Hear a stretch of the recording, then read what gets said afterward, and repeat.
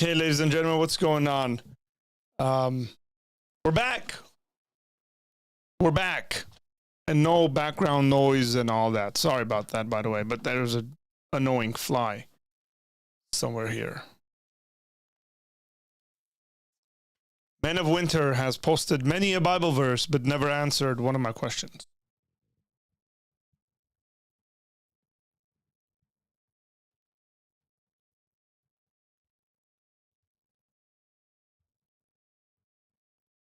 I guess that's fine. I'm okay with that.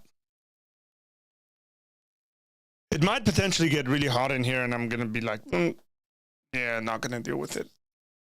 But for the time being, it's good. The weather's doing good. Hello, drop doing good. Just took a little 50-minute break or so. So, hey guys, the link is dropped. You guys hit it. It'll give you access. You can call in, and then we can have a fun conversation. I just want to chill, honestly. So we can just have a chill stream. We can talk, whatever. But I don't want to be the person who's doing much of the processing and thinking, I suppose, because I mean that was a 2.5-hour stream, thinking through and processing live stuff that I wasn't aware of. So it drains you, right? Like doing thinking like that for 2.5 hours does drain you as much as you might like to talk like I do. The process of thinking is really, really, difficult. I'm guessing Men of Winter is a bot. That's very interesting. It might be a bot, huh? So here's what I'll do. If I don't get a response from Men of Winter, I'm just gonna block him. Or it. Whatever. That's not a bad observation, by the way.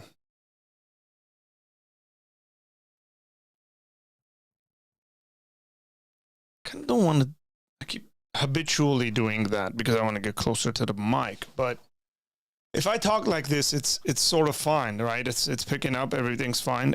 But if I go like this, is this kind of no difference, guys? Let me know. Let me know what's going on.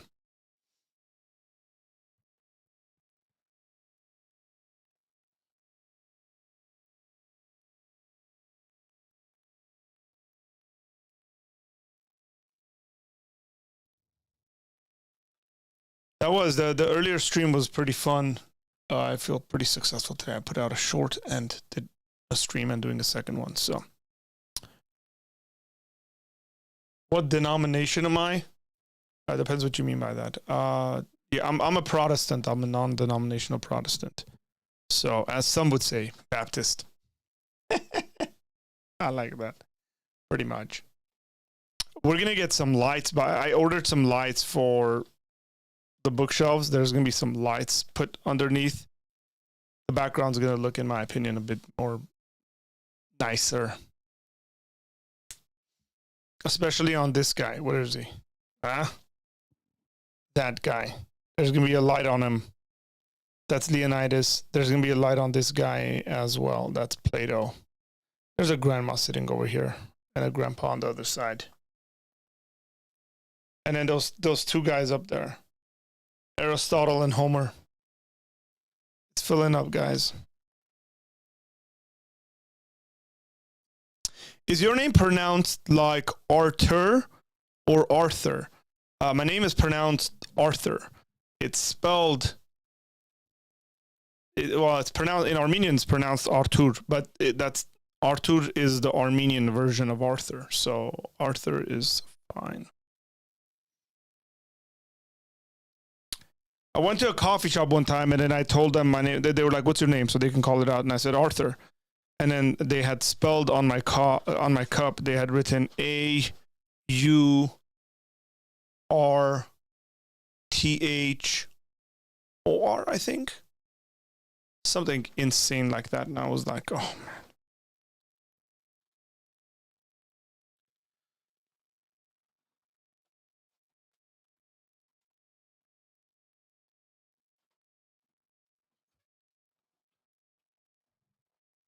People will never stop surprising me. and I got a really cool like desk extender so that I wouldn't have, so I can sit further away essentially, so I can have my keyboard and my mouse near me. So I'm excited. It's all arriving tomorrow. And I got a 2 terabyte hard drive, SanDisk hard drive on Amazon for a pretty decent price because of Prime Day. So that's cool. Because I need a lot of desk. I need a lot of disk space. So yeah, that was exciting.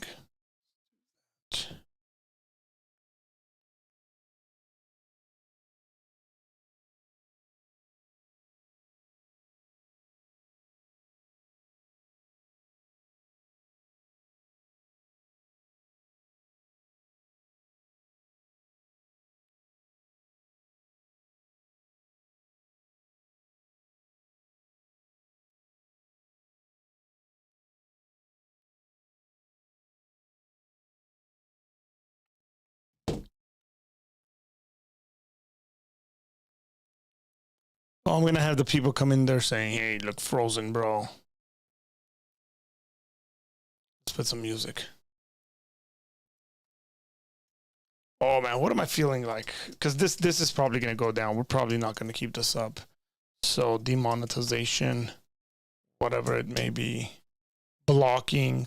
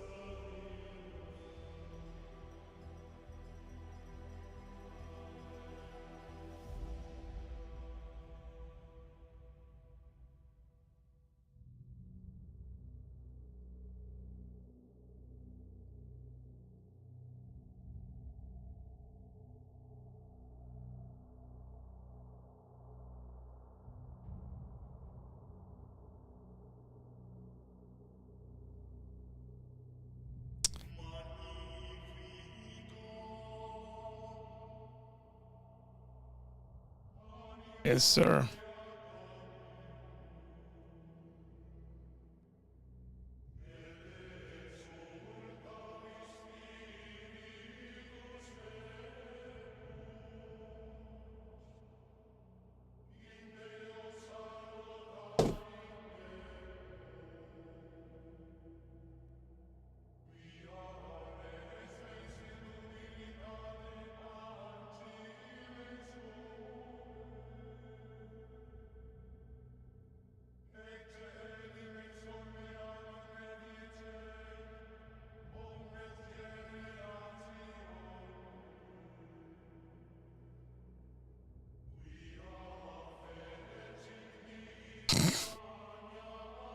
East Coast is pretty, but I'm serious, guys. This is a chill stream. Like,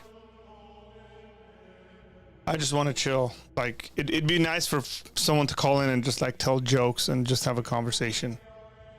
Like, I would really prefer that.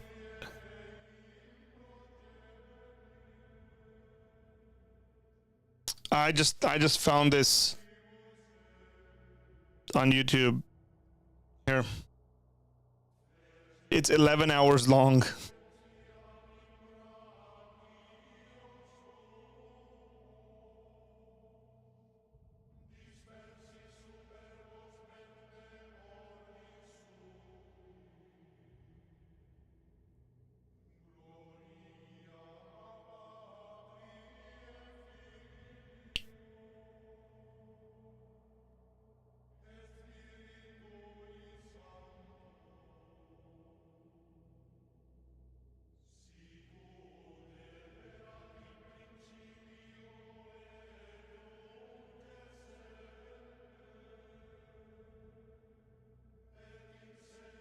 Tomorrow night, I'm going with guys from my church to watch Sound of Freedom.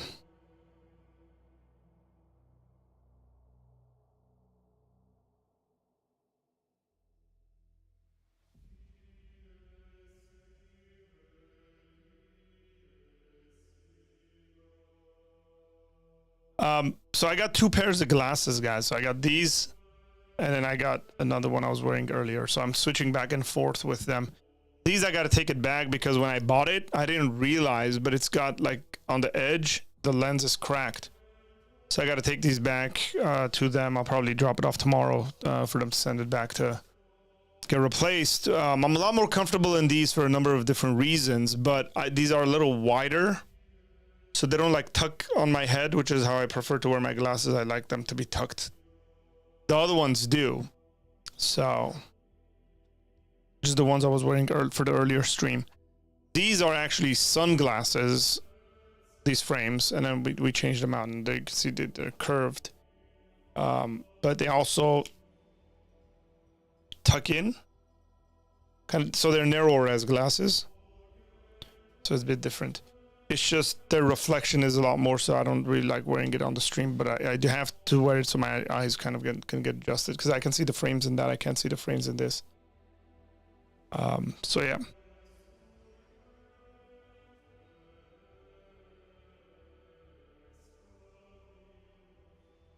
Richard Ozario, how you doing, man? I've seen Sound of Freedom twice, and it's a masterpiece. I'm going to see it again soon. Wow. Okay.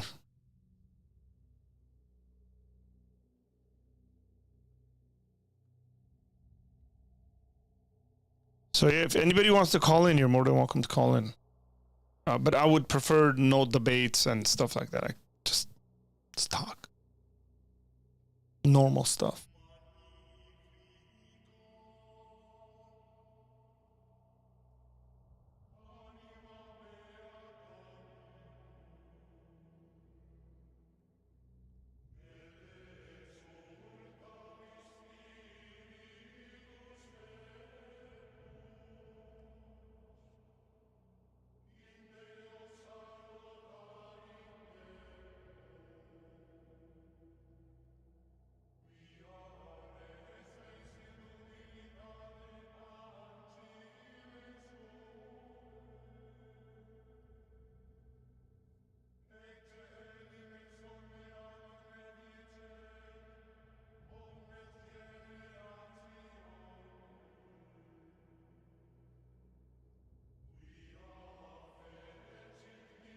Thank you, Richard. You well.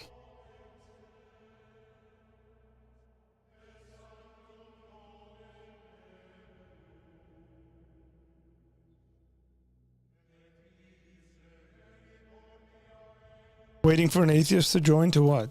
Cause trouble?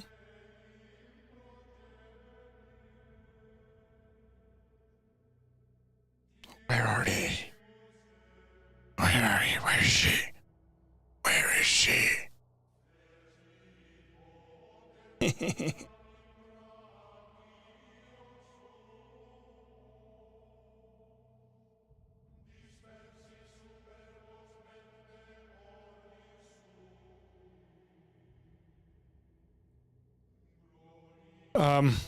Yes.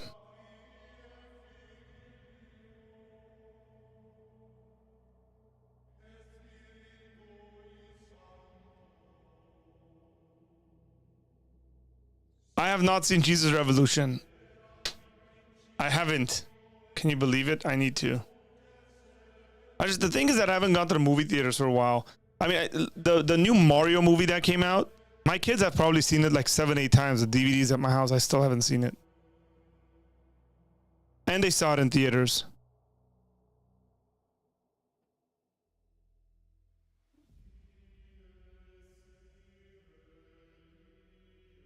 I'm waiting for the continuation of this statement here, Biggie. I see that your goal is to help people understand the Christian worldview and eventually... What's...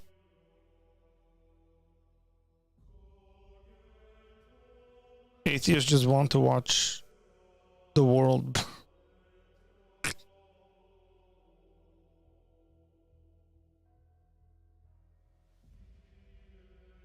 This is serious. And hopefully they'll find the truth. Hopefully, yeah.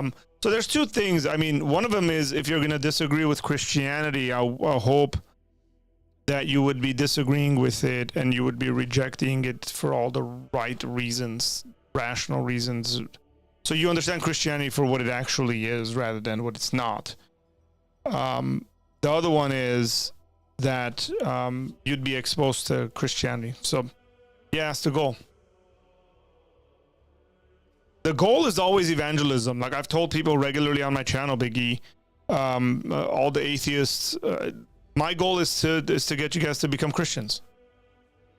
It's not a secret I have. It's not being sly. The reality is that I want all of you to be Christians. As Paul says to Felix and that whole crowd, he says, I wish that you guys were all just as I am without the chains.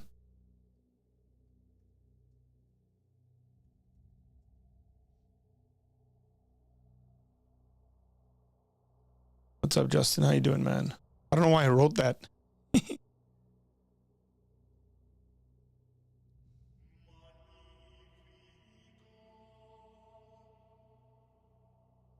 I need someone funny to call in.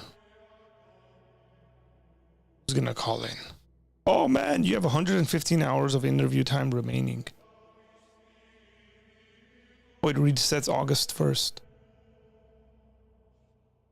Next, hey, that's not bad.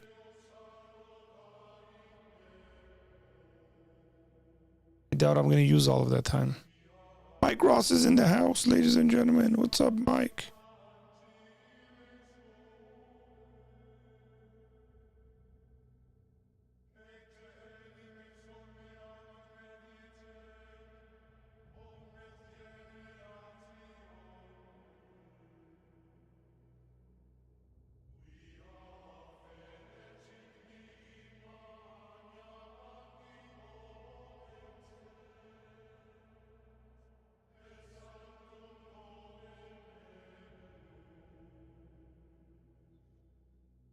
Nolix said Jesus Revolution was good. I trust you.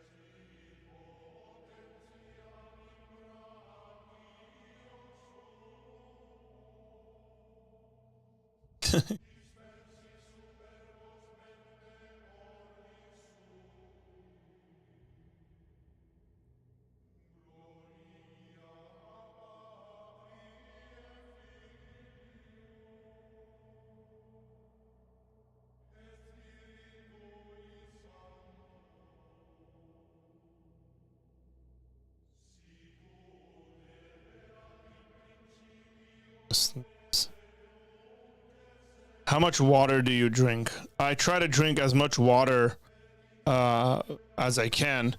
So I just like ideally I'd like to drink this entire thing, but it's hard. I think I've drank this entire thing in 2 days, if I'm not mistaken. Yeah. But ideally, I'd like to get through one of these a day. That's a gallon.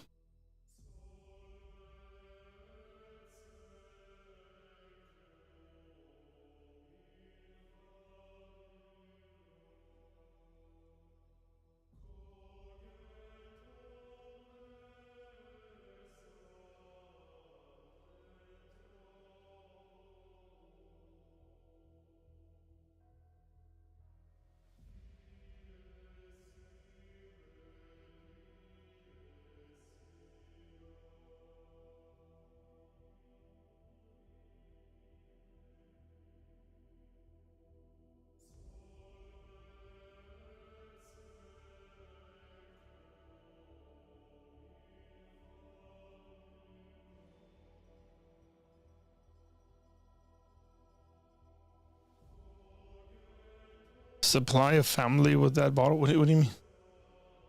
I don't get that. What kind of music do you like? I'm a bit nostalgic when it comes to music, so I just like older music, even music that like impacted me or give me memories. But the older I'm getting, I prefer this sort of music. Like this is what I'll have going on in like the background if I'm working and stuff like that. I like Armenian music. I listen to Armenian music regularly, and then I used to listen to a lot of Arabic music. I used to listen to a lot of Farsi music, Persian music. I've gone through phases. That's the thing, and I still do. So like I'll go for like a week listening to like Greek music. That's it, like modern Greek music. And then I'll switch it over to Armenian music, switch it over to like Persian music. So it really depends, man. But generally that's like the way. And so I notice these aren't necessarily genre specific. They could be. I don't listen to the radio generally in the car. I don't listen to hip hop much unless I come across like a nice song by, generally if it's a Christian artist, then yeah. Like I have no idea what's going on in that space. Classical. Yeah.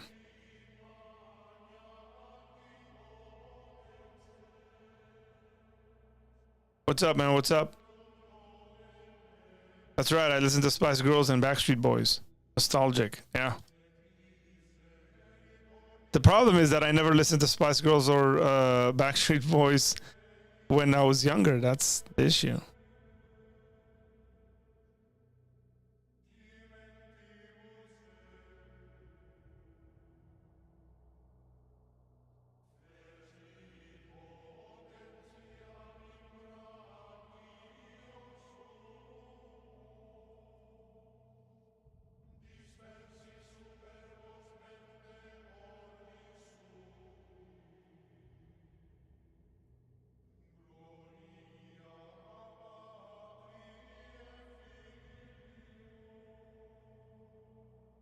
Yeah, it probably is a good thing.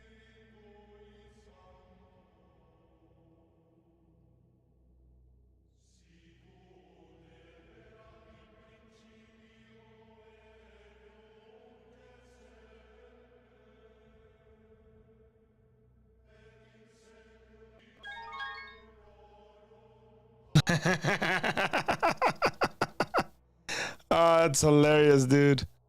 Do you want me to turn the camera on or no? Wave at me. Because your finger's on the camera. Go ahead, talk. You've muted yourself. Unmute yourself. Okay, hang on. Hang on. Yeah, I think we got you in now. Can you hear the music as well? It was funny because it said late night Justin. I started cracking up. Party time, bro. I know, huh? In bed, just chilling before bed. Oh, nice. Yeah. And wind down, wind down. Can you hear the music or no? I could. This No, thing's I annoying. could earlier. That's why I asked what kind of music you like, because Oh sounds like yeah, some kind of, I caught it. almost like some Gregorian It is chant. Gregorian chants. Yeah, I like Gregorian chant. There's nothing like a bunch of men singing. Right? Yeah, oh yeah. Especially if it's like worship. Nothing against the women, by the way. Don't like be like, oh, it's against women. It's just like for me, it's like a bunch of guys with guy voices singing. Mm-hmm. Yeah. Yeah. You know what's, man? I'll run your opinion on this. Like, when you see guys get emotional, like I mean, like seriously, not a guy that like regularly gets emotional, not an emotional guy, a typically emotional guy, a guy that doesn't get emotional, and then you see him like crying, like weeping. It does something to you. And I can't put my finger on it really, but it's like when a guy is not just emotional. That's not, maybe that's the wrong way I'm explaining it. When a guy is broken, I don't know. It's like, you know, he's something's like probably gonna be irreparable in that guy's life. I don't know whether that's true for you or not, but that's the feeling I get. Yeah, I think I know what you mean. I remember when I was 16 years old, it's not exactly something great, but I went my whole life. My dad's a very stoic guy. Like I gotta keep it in type of, I don't want to say macho guy, but you know, the guy type of mentality where it's like you don't want to express tears. You know, hold it together. I remember my mom had an affair uh, against my dad, and we found out, and he bawled. It's the first time I ever saw him cry, Wow. but he was broken. And it was kind of like what you were mentioning, but obviously in a different way, in the sense of like, whoa, like the gravity of the situation. Yeah, My dad but just that's what I mean. out. Like something's broken. Like, and you kind of like, I feel like when I see something like that, it's, and I've had a couple of moments like that in my personal life, by the way, where I've broken down. And just like, because there was no other way I could express whatever I was going through. And mind you, typically I'm a very, like, I can express myself very well. I can articulate myself well. And it's kind of freaked people out around me. Like, what's going on here? And that's what I mean when I say you kind of go, something's really been lost in the situation. Yeah, is that what draws to your mind when you hear Gregorian chants? Oh no, that's not, no.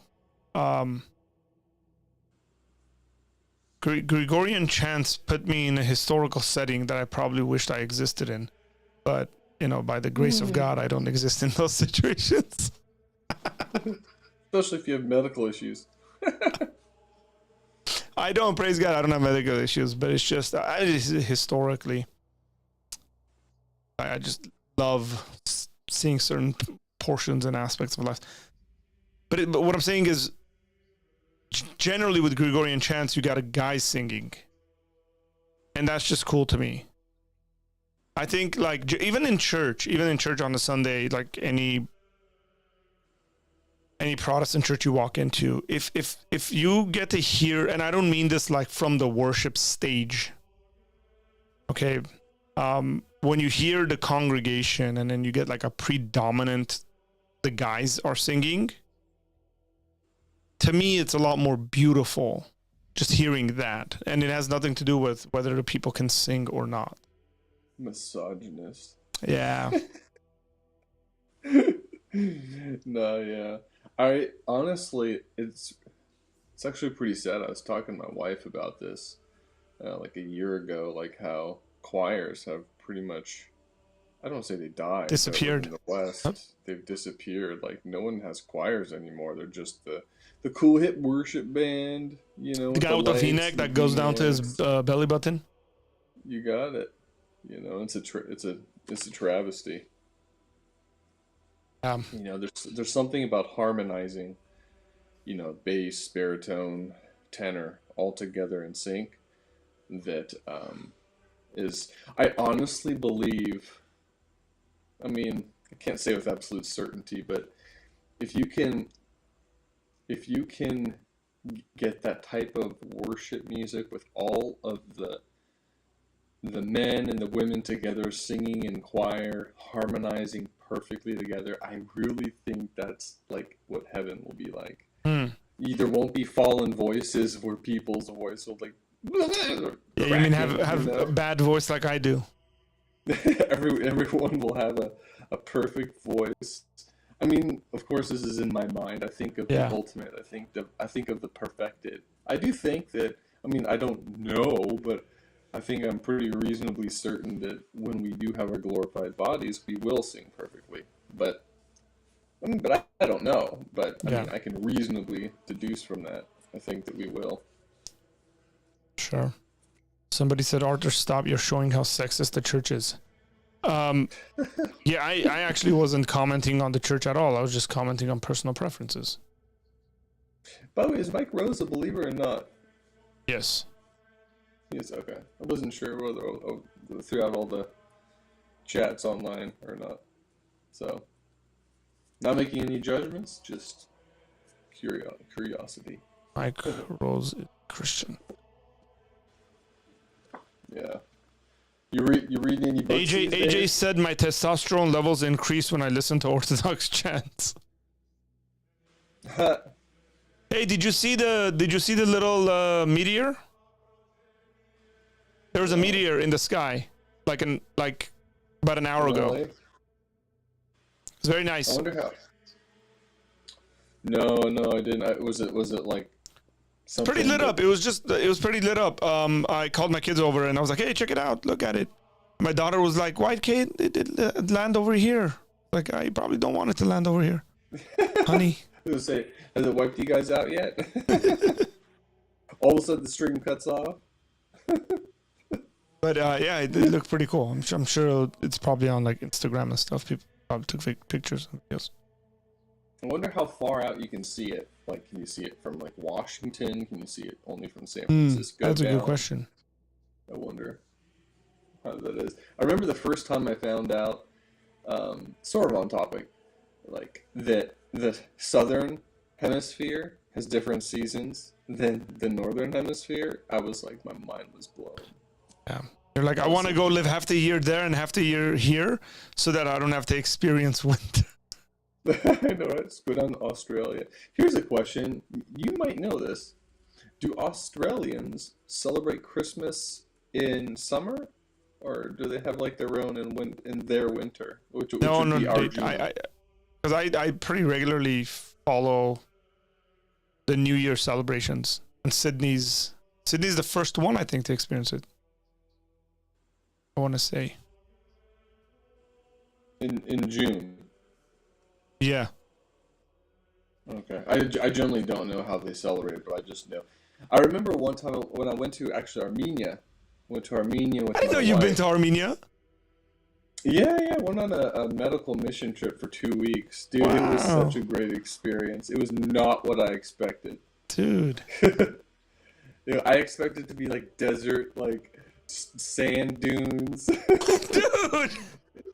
It's like so green. It is so green. I was like, this is amazing. It's not what I thought it would be.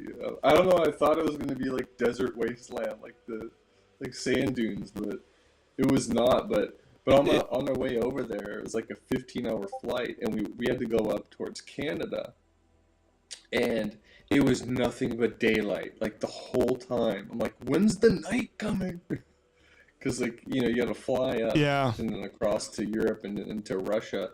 And like it was just daylight for like 15 straight hours. I'm like, what in the world? Where's the night? Yeah, it doesn't happen. Yeah, by the way, Australia is I think second to celebrate the New Year.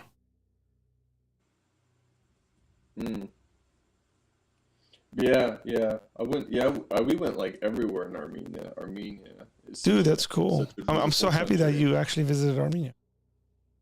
Yeah, they're so hospitable there. They're killing their own chickens for us. I felt bad.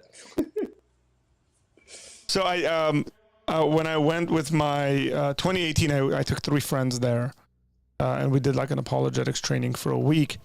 So we went in to visit a guy that was like childhood friends with my brother. I hadn't seen in a very long time. He owns this restaurant, so we went and visited him at the restaurant. And you know, he's being Armenian, so he tells, you know, the worker to cook some, you know, barbecue for us, and we're sitting down. He's got a really, like, this guy's got an amazing spot, by the way. He actually built like a little hotel on this property. It's like a resort essentially. And then on the top level of the hotel is an ark. It's Noah's Ark, which is a restaurant for like 100-something people. And it's on the outskirts of Mount Ararat. So if you continue going that way, you cross into Turkey and then go up Mount Ararat from the Armenian side.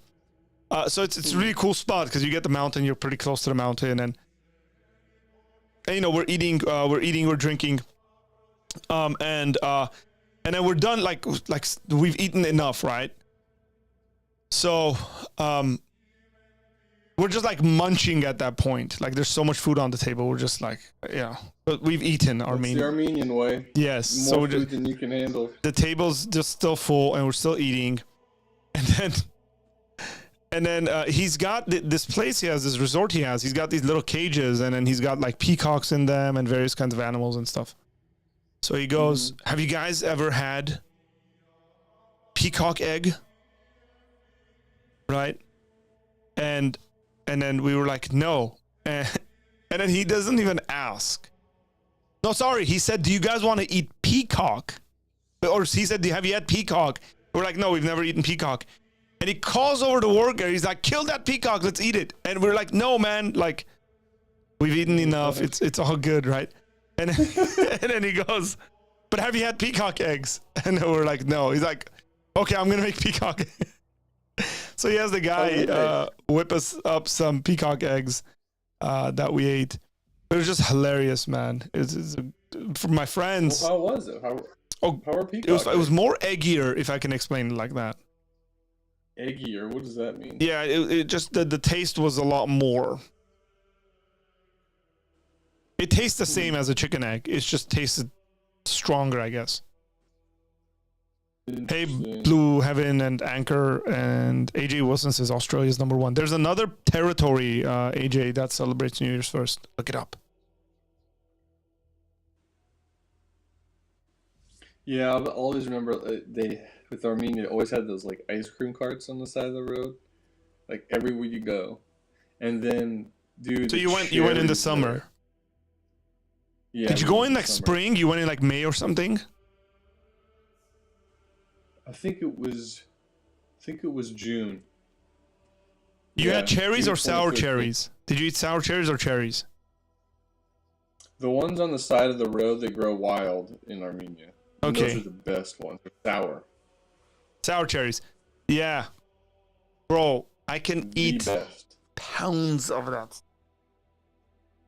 Dude, they're like it's like those crack snacks. You know, like when you eat those like so you don't get those craisins, but they're like you don't way stop. better than craisins. Yeah, you just can't stop. Yeah. Yeah, sour cherries are phenomenal. 2 years ago, I think, when we went, or not last year, the year before we went, or not this year, last year we went. And one of the first things we did, we went out for a walk, and I saw this lady selling sour cherries, and I bought a kilo of it. It's 2 pounds, by the way. And we were just like eating this. We were eating this just walking down. It's like I need it. My system needs it. Man, like just thinking about all this stuff is recollecting memories that I have forgotten. It's like unlocking. Like, oh my gosh, I forgot about that. We went to like this old like monastery, and these women were making lavash, and they were sticking the lavash on the side of like it was like a. It's called a tonit. Yeah. Like a hole. And then they slap it on the side, and then they flip it and slap, and then they make the lavash there. And you just bought it like that and ate it they had, hot. like, oh yeah. Yeah, definitely. I mean, I grew up with lavash. My grandma is Armenian, so when I got You know, I had a lot of Armenian culture before marrying my Armenian wife. So your But, grandma, is that your dad's or your mom's mom? my mom's mom. Your mom's mom. Yeah, my mom's half Armenian, half German. And then you went on like, and married an Armenian woman. Indeed. So how many Indeed, percentage-wise? indeed. Let's just do a percentage breakdown. What would make that? What would that make your kids? How many percent Armenian are there? Because you're like recovering. It would be 66. They'd be 66% Armenian. Hmm. Hey, hey, Melissa, come here. Yeah, just say hi. I'll introduce my wife to you. She's just happened to walk in. So this is my wife. Hi, Melissa. Hi. We've met before. Yeah, speak Armenian to him. Pardon. Say something. Say something. That's Pardon. that's usually how it is, Melissa. Like, come on, say something in Armenian. Like Lara, my entonces. dialect? Yeah, I know, pardon, love it.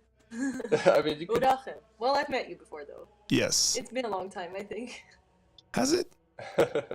Well, you guys need to That's come how visit we us. went to Armenia in 2013. Yeah. I know, it would be fun. We So, should come. Yeah. Melissa, your 2013. family's not from Hayastan. No, my mom was born in Ethiopia, and my dad was born here, but they're both Dude, like 100% that's Armenian. like some people who are watching this, they're gonna be like, "Wait, what? Armenians born in Ethiopia?" Armenians and Like immediately it's gonna go there's a big nuts. community there. I know. There's a big community. Well, not as much anymore, but there used to be a pretty large Mm-hmm. community there. After the genocide, you know, everyone moved everywhere, and so there's some there, and there's still a little bit there. Yeah, so it's cool to have that culture. We eat the food sometimes, Ethiopian food. It's really good. You guys should try it. What? Yeah. Yeah, Oh it's yeah, like them definitely. spicy chicken I think I've dishes. had Ethiopian food once. If I'm not mistaken. It's so good. Spicy, lots of flavor, kind of like Indian food, but not really. But yeah, very pungent, and it's shared with lots of people. And you each take like some spongy bread and you dip it in and eat it. And there's a certain way to do that. It's pretty cool. You got to do it She right. makes the best Oh. lamedun, by the way. She makes good love. Lamedun is- What, you make she makes the lamedun? best lamedun. Yeah, I Uh-oh, like to that's make it. my food. I used to make it more often. I'm more into ice cream now, but I'm a dork. I was just making some right now in the kitchen. Hey Justin, I'm gonna come over for some lamanjun. Yeah. That's an invite. I just invited myself for Yeah. some Do lamanjun. it. Come on. Yeah. Bring your wife and kids. I know. They'd have a great We time. live in Simi, so not too. Yeah, not no, too you're not far. far from me. So Yeah, I think that would last. We'll Yeah. arrange that. Isn't Armenia first Christian nation and Ethiopia the second? Future's asking. Yeah. There's always some kind of weird arguments between these folks. I think I don't know 100% if Ethiopia is the second for sure. Or not. so. I know some Ethiopians claim to be first, but I would say that's probably the claim is more like in the biblical sense, where that Ethiopian eunuch becomes a Christian and goes. So that Christianity goes there pretty early. But in regards to like nationally speaking, I haven't seen any literature that doesn't say Armenia is the first Christian nation officially. Right. yeah. I like the question about the famous wine ice cream in Armenia. I've never heard of that, but now. Wait. What is that? What question? There's a wine ice cream. Yeah, it's cool. AJ Wilson said about the wine ice cream. That sounds Isn't there a famous wine ice cream in Armenia? really interesting. Okay, I didn't know this, AJ, but I will make sure Try it. next time I'm in Armenia, I'm trying some wine ice cream. I'm taking a picture for you guys. I mean, I've had wine in Armenia and Yeah, I've had ice yeah, cream in Armenia, and they're both good. But wine ice I'm cream. sure. Oh yeah, they have good ice cream in Armenia. I've had really ice cream. Good. I don't think Yes. I've had wine though. Yeah, they have the Ardeni. Dude, Armenia. Do you know the world's oldest wineries in Armenia? That's been No. found. No. Yeah, it's at Areni. You can look it up. Areni, it's Go back spelled just for that. Areni. Areni. Ardeni.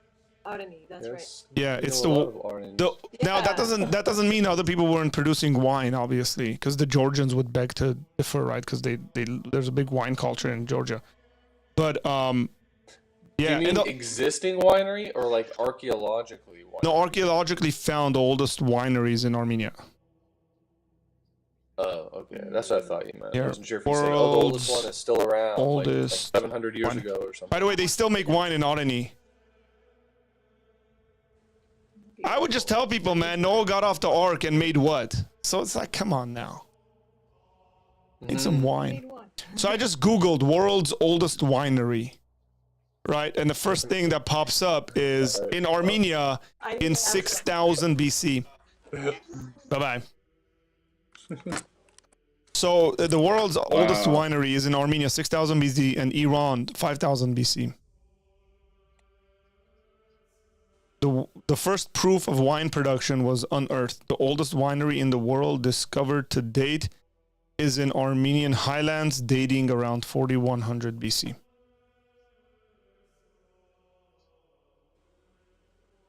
It's a how did they discover wine? Like, did they just let the grapes just sit there and then it became fermented and they're like, hey, this Yeah, I makes me think feel so. good? Like, I think so. Typically, it's probably like that. It's probably like just they left the grapes either fell off on the ground and just fermented, or just fermented on the vine, and then somebody was like, "Hey, let's eat this," and they're like, "Wait, not bad. We should do this intentionally." this makes me feel pretty loose. Yeah, it's funny because I'm not a beer drinker, but I can drink wine. Yeah, It's wine's like fun. wine to me like tastes really good. It Yeah. goes down smooth. So- beer, I mean, not a big beer guy. Wine, specifically in Armenia, you get pomegranate wine, and that's just something else, man. Can you really get wine made from pomegranates? Yes, sir. It ferments. Wow, I did not know that it ferments. It makes sense, but I Nick, never would have thought that. correct me, Nick, if that's wrong. New Testament theologist. It's essential. Said, question, what are some of the key theological debates in the church in Armenia? Here debates focus on homosexuality, women ministry, etc. Theological debates predominantly in Armenia would have to be between like a Protestant conceptualization of salvation by faith and grace and stuff like that, because the Protestant church is growing in Armenia, as opposed to the apostolic view when it comes to salvation. So predominantly you're going to get these two groups going. Quint is the way you write it. Okay, sorry. Is the debate that predominantly is there. Historically speaking, the debate between the Armenian Orthodox Church or the Armenian Apostolic Church has been on the dual natures of Christ with the rest of the church, because they're Oriental Orthodox.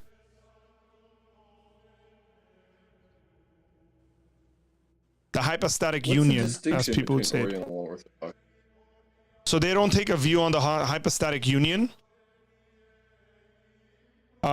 They reject Chalcedon. So they reject the creed. And very early on, they were accused of being monophysites.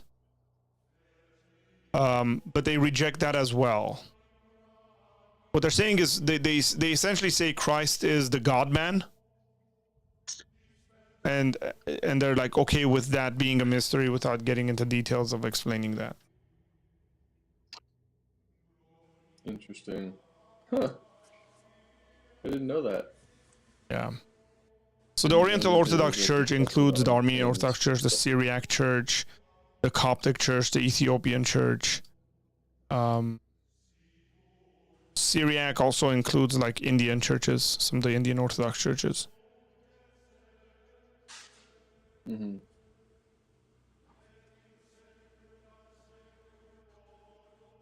How can the winery date back to 4100 BC? Wouldn't that be older than Noah? Maybe it was Noah's winery. Keanu, I guess that depends on whether somebody believes in a young Earth, old Earth, and then whether the dating is even agreed on in regards to Noah. But maybe it was Noah's winery. Or maybe he got off. He got off the Keanu, why ark. don't you jump on board? I know. Noah got off the ark, went to Areni, and then built the winery. Bam! Become a Christian now. Bam. Therefore God exists. Therefore, wine exists. Therefore, God exists. Bam! Keanu is now a Christian. wine tastes good. I'm pretty sure you can develop an argument for God's existence from the tastiness of food. Yes. I mean, I wouldn't want to drink Noah's wine given to what happened to him. I would just say Noah probably overdid it on the wine. It's not the wine in regards to what happened to him. It's just the amount, I guess, he drank. Probably would have had to drink quite a bit because modern fermentation process is so much more advanced. And so therefore we get more alcoholic kind of wine. So Noah would have like all day drinking. The winery was made with the appearance of age. Or maybe our dating methods aren't that accurate. That could be a possibility. That's why I like to take the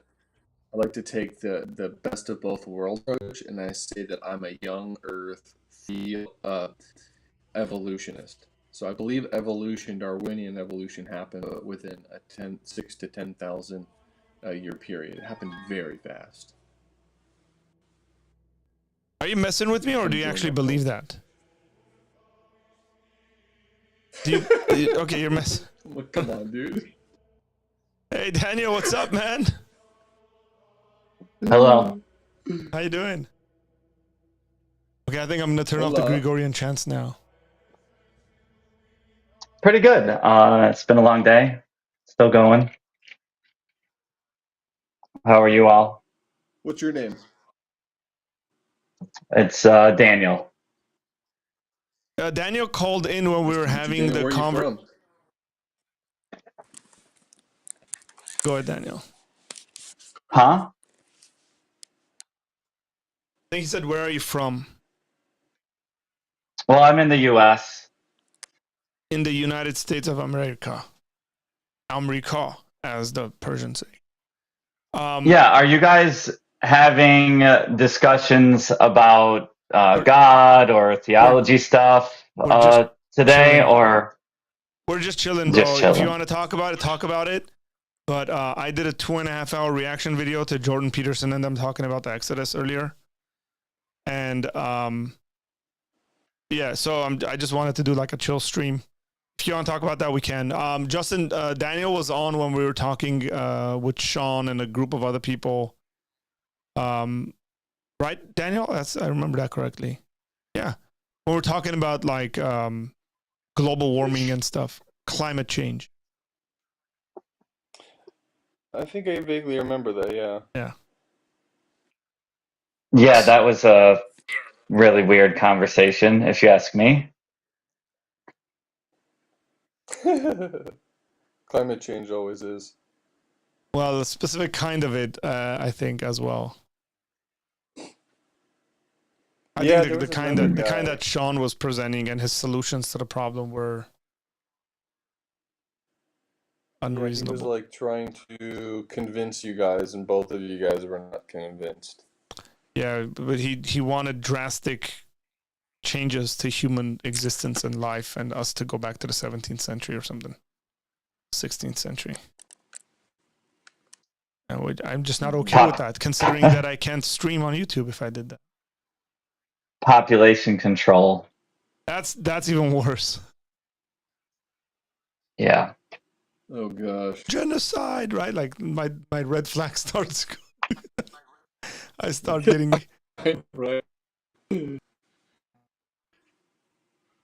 Eat soy for the rest of your life So, to beat climate change. New Testament theologist says, Apologia Center, peace are out. you I guys subbed. reading any books or anything? I was reading a book yesterday. What was I reading? But I'm reading like a lot of books. Like seriously, I'm in. And then yesterday I was like, I should probably touch up on the moleness stuff. So I picked out The Only Wise God from my library, and then I'm gonna dig into it and see what happens. Nice. A weirdo. So Daniel, what's up, man? What you been thinking around about? Well, I was going to answer the book question. I think the last book I was really digging into was Atomic Habits. Have you heard of it? It's called what? No. Atomic Habits. Atomic Habits. I have heard of this book. Can you summarize it?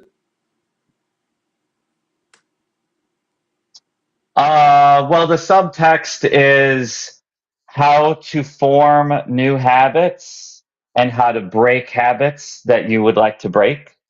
And the reason it's called Atomic Habits, what's your name? Justin. Justin. You haven't heard of it? The name sounds vaguely familiar, but I don't know anything about it now.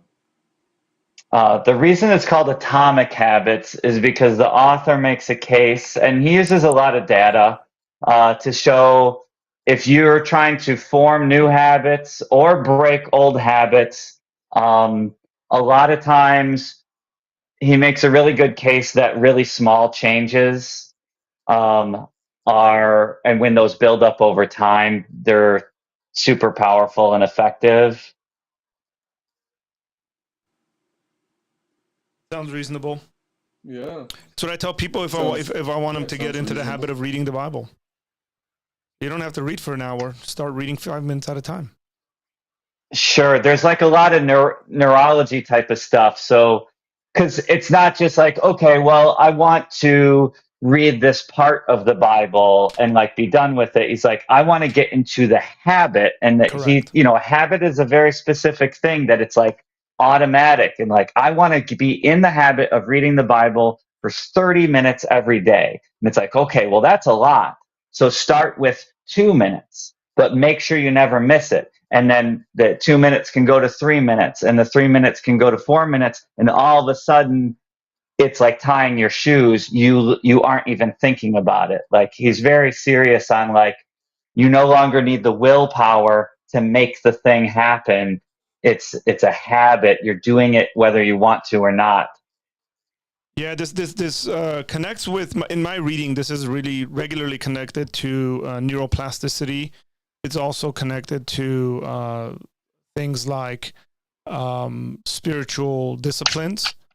So in the spiritual formation kind of discussions, especially if you're reading Dallas Willard, someone like a Dallas Willard, because Dallas Willard essentially says we build all these sinful habits, and the reason why we sin as Christians is because we have habits of sinning.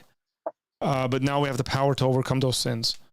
And so therefore what you do is you go through developing spiritual disciplines to overcome sins.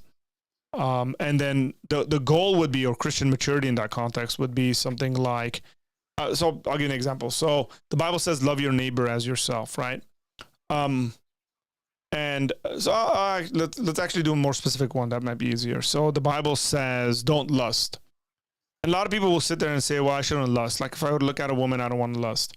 Well, if you've trained your body and your life and your mind and your eyes, whatever, for 30 some odd years to do that, breaking that habit is probably going to become very difficult. But it's not just that. It's not just breaking the habit and not doing it. So Dallas Willard goes on to say that an actual spiritually mature person will look at that same person and love them. So it's not just not lusting, but there's a positive reaction to that individual, which is a godly way of looking at them, is to love them. But what he says will guide this entire process is spiritual disciplines, right? And then that's where the habits get in there. That's where the conversation about what you do when you do it. So it's quite a bit of I think, especially in this book, The Divine Conspiracy. So like the chapter 1 or 2, I think, in this book, I think chapter 1 is called The Gospel of Sin Management, which essentially he says, hey, the problem with a lot of our churches is we're teaching people how to, chapter 2, he says, we teach a lot of people in our churches how to manage their sin. We don't teach them how to be victorious over sin. And that's why he wrote another book called On Spiritual Disciplines. But yeah. Now, Justin, do you buy into, or do you believe in sin? Oh yeah, I'm a Christian. Okay. So Artur, so it sounded like you were tired from the Jordan Peterson thing, so maybe I'll be able to call another time. What was on my mind was, so we don't have to get into it, but I was still interested in this cult thing, which I brought up one of the other times I was here, like, is Christianity a cult? So I wanted to dive into that a little bit more. And maybe we don't have to do it now. I don't but mind there's that. Like, that's more of a sociological thing, so I wouldn't necessarily mind having a conversation about that. Sure, but Yeah, I have two. Go ahead.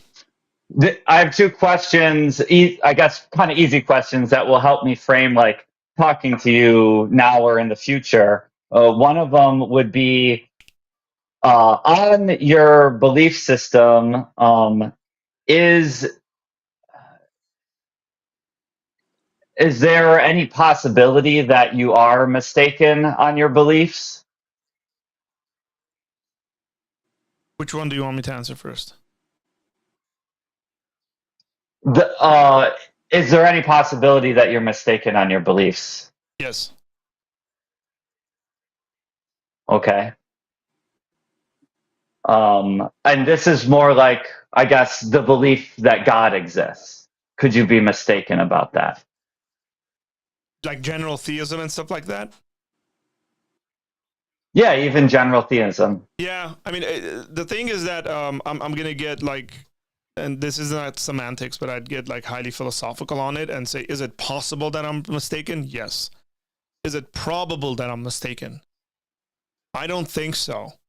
And that's, I'm talking general theism there. No, yeah, that's very honest. And the reason, I mean, I'll just be frank that like the reason I would ask that as far as even having conversations with you is because, and I think you would agree with this, if someone said, no, it's impossible for me to be wrong, then there's almost no conversation to be had.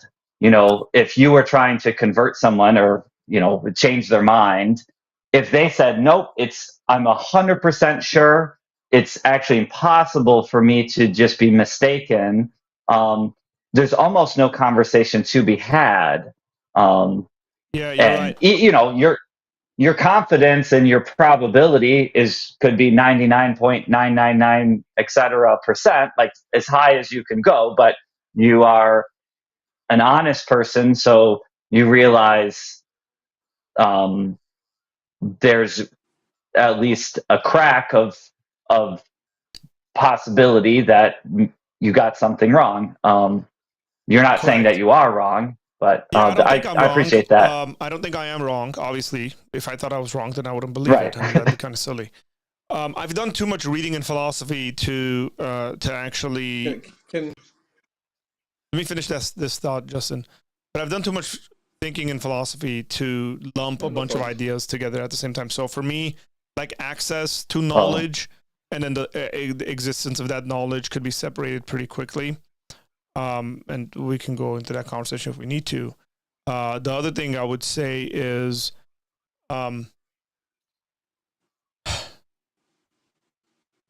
there are very few things in life, I think, that we can be certain of in, and I'm using the word certain here in a very, very narrow philosophical sense, not the general way we use certainty.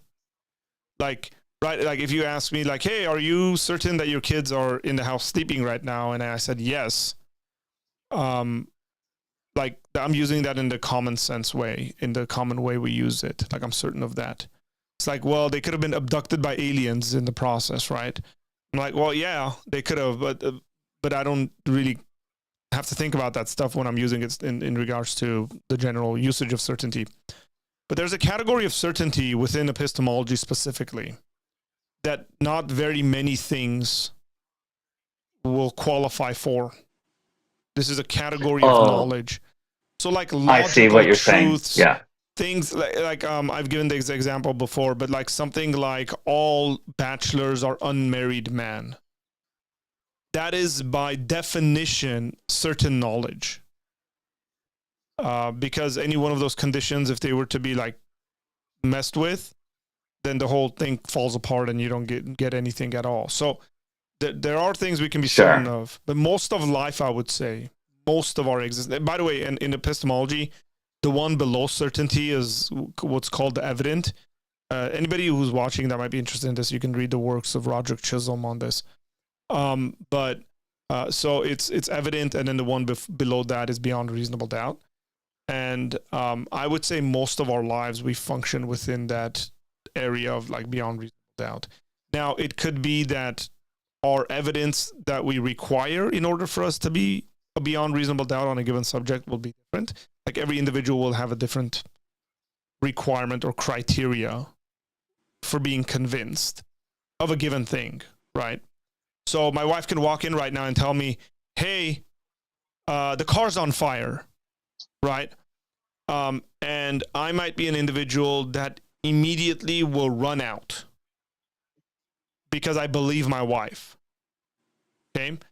But suppose that my wife is a practical joker. That's just her personality. She messes with me, right? So given that evidence and that information I have, she rushes in here and goes, hey, the car's on fire. And then I just kind of stay still. I don't do anything. You wouldn't say I'm being unreasonable.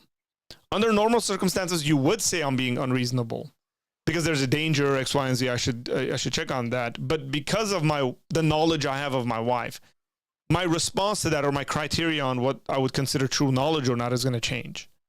But it could be that the car's actually on fire, right? Like, yeah, I hear what you're saying. Yeah, and maybe body language on screams or whatever like that will add on to that. But just given the info. So here's another interesting one that I haven't got to ask any theists is if there was, and you had told me before that you think you've heard most of the arguments for non-belief, but you had to admit, like, it's possible that you haven't heard all the arguments. And so one interesting hypothetical I thought is, if there was an argument or a case, let's say, for non-belief that would lower your certainty below 50%, if you were to hear it, would you want to know it, or would you rather not even know it? No, I'd prefer to know it. You would prefer to know it. Absolutely. Okay. Yeah. So at that point, if we were to lower it to like 50, or if it, you said below 50%? Yeah, like it's like God could exist, but it's less than 50% likely.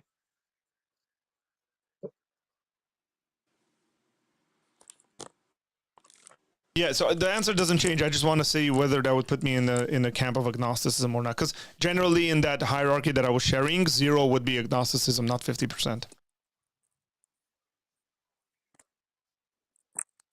Where would atheism be if 0 is agnostic? It's the inverse of beyond reasonable doubt.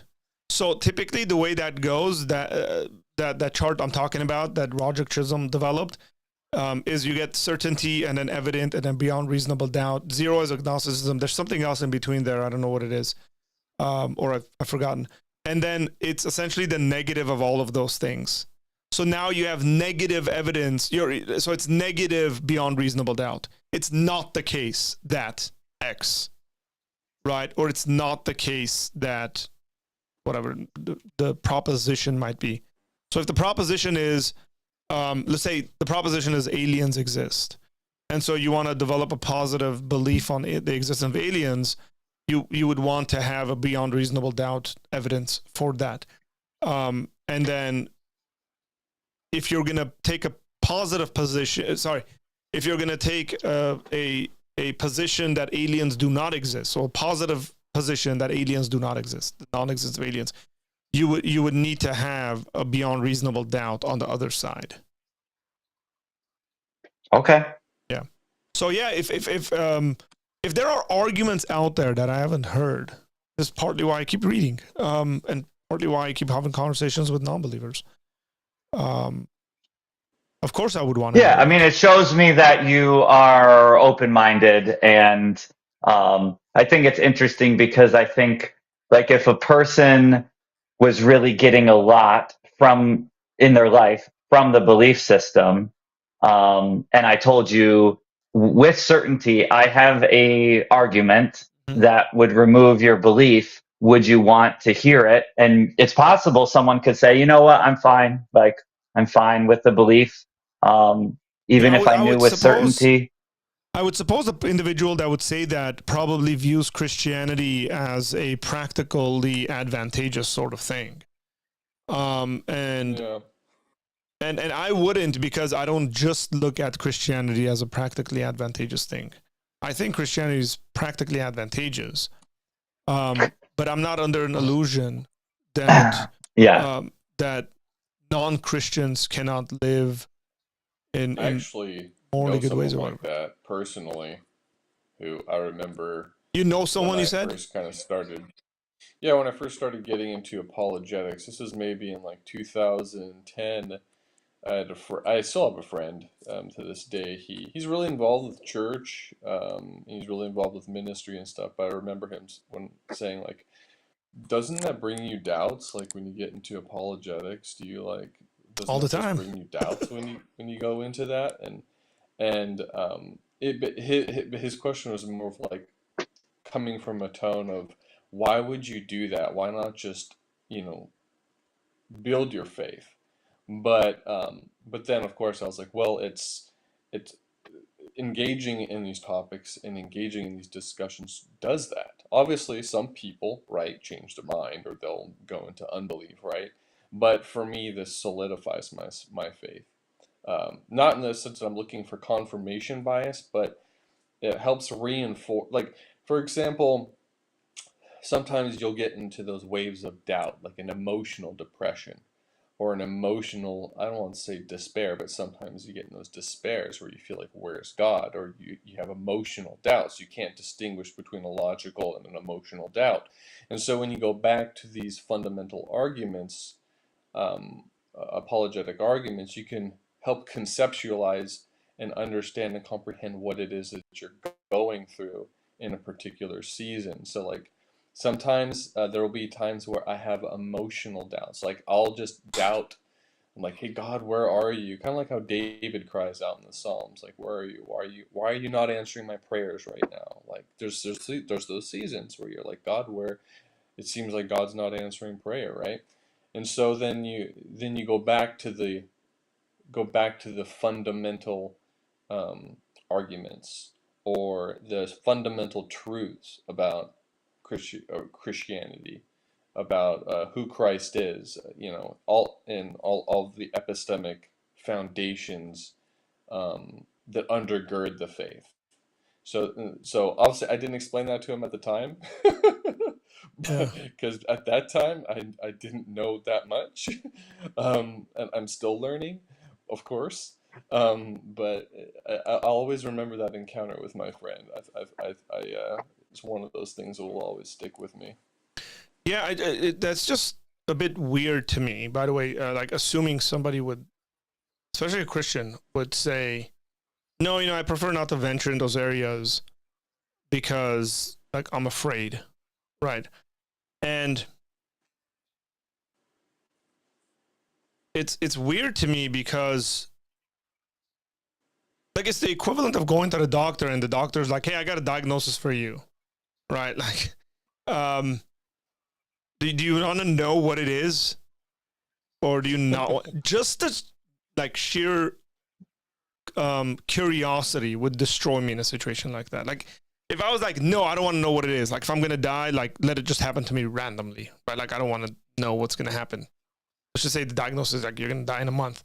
Like I would still want to know. Like I'll tell you an example. I'll tell you something that is happening right now in my family. My wife went to the doctor today, and they did an ultrasound and found out the gender of the baby. So I'm assuming you guys know that we're having a baby. Okay, so she but she didn't get the results, so she doesn't know. Like the lady did it secretly, put it in an envelope because we're doing a gender reveal thing on Sunday. And then she gave it to my wife. My wife gave it to her friend who's like organizing all that stuff. And then I've not with any of my kids did I wait the entire 9 months to find out the gender. Like I wanted to know the moment we could possibly know. I have multiple friends who've waited 9 months, and I was like, dude, I would not be able. Like the curiosity would destroy me. So my daughter's, I'm having a conversation with my daughter, and I tell her, hey, you know, like so and so knows the gender of the baby, and my daughter's like, I want to know now. Like, so she's like really upset. She's like, no, like I have to, it's like so much like me. And just the curiosity. That's what I'm saying. Like Daniel's like, if there was an argument, would you want to know? The mere curiosity of it would like destroy me. That's just my personality. Like on anything, like I want to find out. When I watch a movie, generally, if it's like historical stuff, if I'm watching a movie, I watched the Viking series, by the way, on the History Channel. I loved it. And as I was watching the series, I was doing a historical like reading on who these guys were, like all of them. Like I did this whole entire reading on Ragnar and whether he was a historical person or not. Like I just couldn't just sit there and watch the movie and just enjoy it for entertainment purposes. It just doesn't happen. That's not my personality. But I don't like it when Christians say stuff like that because it shows me a lack of confidence, by the way. And then what it also shows me is that they are not as solid as they think they are in regards to the stuff that they believe. When they have that kind of a Well, fear. I would say that, you know, most people can't keep all of these apologetic type arguments at the tip of their tongue or at the front of their mind. They have a lot more stuff to think about. Yeah, I would say So they don't like need to. even if I have studied a lot of the different arguments, if I was in the middle of a conversation because I have a life, I might have to say, you know what? I know that I've heard a rebuttal to this, but I can't remember how it's supposed to go. Like, Yeah. I'll get back to you. It's Daniel, not I do because that I've all the never heard it time. before. Yeah. I do that all the time. I actually think it's completely fine for you even to say, hey, what you just said to me is pretty convincing. But that doesn't necessarily mean I have to agree with you right now, because I know some folks that are a lot smarter than I am, and I think they know what you're talking about and they have a response. I would like to look at what I do that all the time. I think those are very rational and normal things to do. But I don't think people change their minds. I don't think people change their minds and come to believe in any number of things immediately. I don't think I've ever seen a case where somebody's entire belief system changes because I had a conversation with them. And I always tell people, if you see that happen, you better know that that person somehow had been thinking about that stuff, or other people have had those conversations with them previously. It's like to go from atheism to look, I can have a conversation with someone and I think I can see people going from like atheism to some form of agnosticism. That's normal. Okay. And I would say the same would be true if like the argument is someone's a Christian and then would they immediately become an atheist? I highly doubt that. I would say that person probably would go from being an atheist to being some form of a theist. And then Do you remember what C.S. Lewis said? Because he changed, right? So he had like a process that he might have documented. Yeah, so Lewis, it seems to me, was very attracted to and wanted to become some kind of a pantheist, if I'm not mistaken, before he became a Christian. I think he said something like, if I wasn't a Christian, I'd be a pantheist. But I'm not. If you have a specific code in mind, let me know, because I don't. No, I don't know. I'm just thinking of people that I know who have switched from atheism to theism or to Christianity that have been recorded or something. Yeah, Lewis's journey was a long one as well. I mean, I think Lewis credited G.K. Chesterton for his conversion. But again, I think it's a longer process of thinking and stuff. And even if it seems like it's happened immediately, what I'm saying is there's probably some underlying factors there that maybe we're not talking about, or people aren't talking about, and they just kind of put it aside or something. Like even if those underlying factors are like life decisions, I mean, in a very practical sense, there's still those things are still reasons. And if we want to put it in a category of rationality, they're still rational reasons. They could be wrong ones, by the way, right? But they're still rational. Does that make sense? We made this distinction.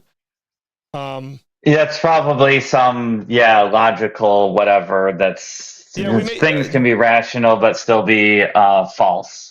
So the guy I had on, Chad Boosian, for an interview last Thursday, we were speaking about this, and actually I have this article he had written. He's quoting in the article, he's quoting an atheist guy, William Rowe, and William Rowe essentially says about Christians, he says, I think Christians are wrong,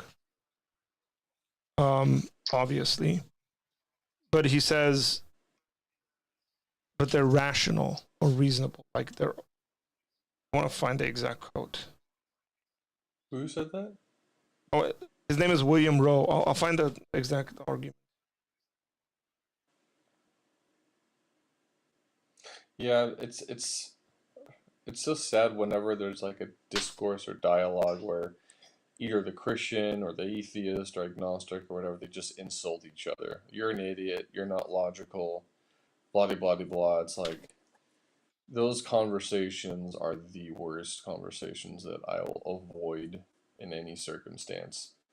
You know, but there needs to be just those friendly discourses like we're having now. I mean, I know Arthur and I are Christians, but I think Daniel, I think you're not a Christian, or I think you said you're agnostic in the past. Is that right? But like the fact that we get to have friendly conversations. Well, I'm learning to say non-believer because I think that atheist might be like confusing to people, or not straightforward enough. Now I remember, because I think that people add a lot of stuff to atheism that is not necessarily, like, you could be an atheist and still believe in astrology, for example. And anyway, so they're like, well, atheists must all be materialists. And that's not necessarily true. So I'm finding it's actually more helpful to say non-believer. That's what I'm learning anyways. Right. I think those but are yeah, great. One reason, Daniel, but what would you say? I know there's not one reason. I will never oversimplify your belief or non-belief. But what would you say is your main hurdle to faith? Like, what is the main thing for you personally that prevents you from entering into belief in Christianity, or just Christendom in general?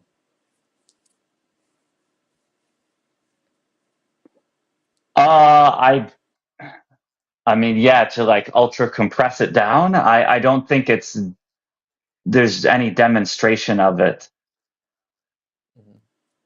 like in practice, and the whole like show me a miracle thing. I used to have these Jehovah's Witnesses come to my door, and they would try to like convince me, and like I didn't think they knew who they were talking to, but I would say like, well, does your God like do anything today? And they were like, yeah, of course, and like, okay, well, like let's see something. There's no demonstration of it. Like a miracle. Yeah, probably, yeah. Okay. Cool, just curious. I found the quote.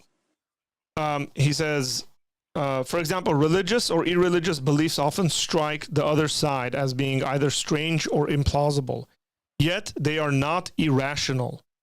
Atheist philosopher William Rowe has argued for a view he calls friendly atheism, where atheists should view the theist as rational but wrong, but about their theistic beliefs. But he considers all the relevant evidence. He sees how theists arrive at belief in God. However, he has good counters to the evidence as well as good reasons to believe God does not exist. In light of the available evidence, he views his opponents as having false but rational beliefs. So he's dealing with two different categories here in regards to the process, and then what philosophers generally call noetic structure. Noetic structure is the sum total of all your beliefs and the reasons for your beliefs. So the interconnectedness of those beliefs could be very rational. So let's just say I'm afraid of darkness. Okay, people would just naturally say, as an adult, I'm afraid of darkness, the dark, and somebody says, oh, Arthur has this irrational fear of the dark. And typically you see this in psychology. That's the thing. It's like I go to a psychologist because I can't overcome my fear of darkness, and then he asks me questions and X, Y, and Z, and then we find out that I had like 3 life-changing experiences with being in a dark room and something really bad happened throughout my life, like as a kid, as a teenager, and then somewhat as an adult, right? Like, sure. My fear of darkness would be very rational in that sense. It is not an irrational fear because there's reasons for it. There's real life reasons as to why I have a fear of darkness. Now, it's irrational in the sense that, well, I shouldn't be afraid of the dark. It's just dark. Like it's not something that is threatening to me. And it's irrational in that sense, right? But it's very rational. And the way. So are you saying there's 2 different kinds of rational? So again, this goes back to like how philosophers speak about things that are rational or irrational versus how like your average person talks about rational and irrational. And one of the things I discovered when I was studying philosophy was like in very early on, like first, second semester, I exactly remember I was sitting in an epistemology class and I was like, I know that word, but they're not using it the way I know it. And then I realized that they're like the word certainty amongst certain philosophers or amongst peers, like philosophical peers, like you want to ask what they mean by that. And so I think rationality in this sense would have to do with like the interconnectedness of those beliefs. And that's the way William Rowe is looking at it. By the way, William Rowe was,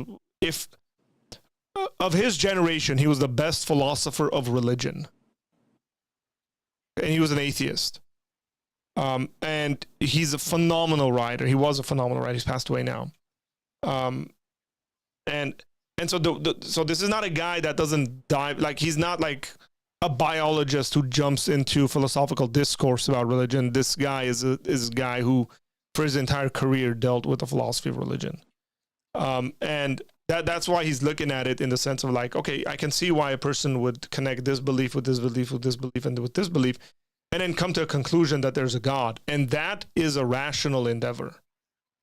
Now, the truth of his belief in God, I think, is false. Or the arguments specifically themselves, I think I have better counter arguments to those arguments. But even the arguments are rational, but I think my counter arguments are better. Right? So that's generally the direction it's going into. Well, the question would then be like, do we want to be, are we seeking to be rational, or are we seeking to have true beliefs? Like, what do we hold in higher regard? That's a very good question. But so, Justin, yeah, you had a good question. I would say like the other thing on not believing was I also remember, because I used to be a believer, but I also just remember coming to a certain point where I essentially asked myself, like, do I have any good reasons to believe any of this? I had slowly moved more and more progressive. Like, I had gone from creation to evolution, and then I had gone from like Noah's Ark historical to Noah's Ark myth, and kind of the goalposts on some different miracles and stuff kept moving, and like some things that I thought might have been real, I'm like, maybe that was more like a parable, maybe like some story of like walking on water, maybe that's more in like the parable like category. And it just kept moving. And then I got to the final one of like someone rising from the dead. And I was like, I don't have any good reason to believe any of it. And that was great. So what do you think? You have like a big reason? Like, you have like a top 3 reasons why you believe what you believe? Yeah. Well, for me personally, one is subjective. One is mainly my testimony. So I grew up in a very nominal Christian home. I'll try to zoom through it without getting into like the church testimony of 30 minutes to the whole congregation. But I grew up in a very nominal home. By the time I was in high school, I abandoned my faith, and then into the college years, I was really into the hardcore punk scene. So that was my life. I went to shows like 3-4 days a week. I traveled all over the state to just my motto at that time was YOLO. You only live once. Like do it. Hedonist, basically, just do what brings you pleasure, makes you happy. But then as some years progressed, I started some questions just started nagging at me. One was unfulfillment, like nothing satisfied. And so, it was bugging me when I started asking questions like, why is there something rather than nothing? Is love a real thing? Right and wrong, is that a real thing that's actually true? And so after about like a 6 to 9 month period, I got down on my knees and I asked God. I just remembered Jesus, because there's always something about Jesus that was like attractive, the sense of like his words are always very, alluring. And so I'm like, God, Jesus, if you're real, reveal yourself to me. And then it's the first time I prayed in like several years. And then about like a week or two later, I went to the mall with some friends, and this guy and his daughter walked up to me, and they're evangelizing. And so I remember at the time I had a conflicting mind. I was like, well, I wanted to refute him, because I didn't, like I wasn't a believer, but I was like open. But then I remembered like, oh, I want to refute him. But then at the same time, I'm like, oh, I just prayed about this. Maybe this is God answering my prayer. And so I sat down with the guy for about like an hour. And after that conversation, I remember leaving that conversation, my eyes were opened. Like I started viewing the world was different. It's hard to describe, but it was like this mystical type of like, I don't say the word woke, right? Because it has all these type of like political and the current events. But like I just started like, it's hard to describe. Basically, the world was like 3D in a way, and then all of a sudden God started putting all these Christians in my life, and I had no Christian friends prior to that. Sort of like some old people from high school and college that I ran into. And but to zoom through, like I got involved in a cult after that. And so that I had like a little bit of a crisis of faith. And I was like, God, why would you bring me to a cult? Like, that's confusing, right? And so, but through it, I'm sparing a lot of time, by the way. I might think that all Christianity is a cult, but go on. Well, yeah, it's like a manipulative, controlling cult. Like we're the only true. By the way, what cult was this? International Church of Christ. Like, okay.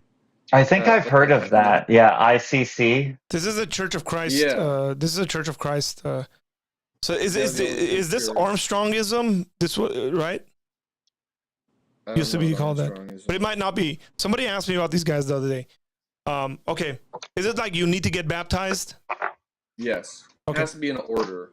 Yeah. I remember it. Hear the word, believe, repent, confess. You have to confess all your sins to these people, by the way. Write them down on a list. But they're also like baptismal regeneration. But they believe in baptismal regeneration.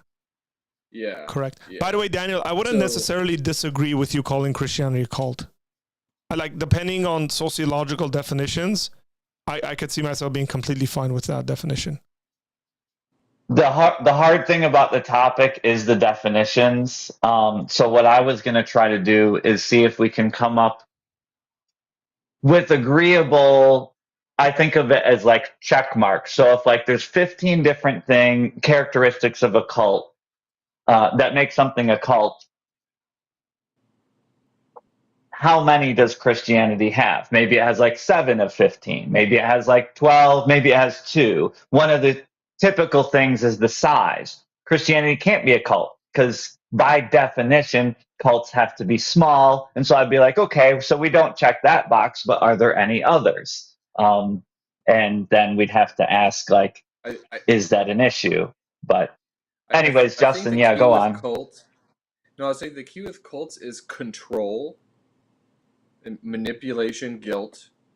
So you can't dig deep. You can't expose, right? So it's like it keeps you in a gaslighting and manipulation where you can't think for yourself.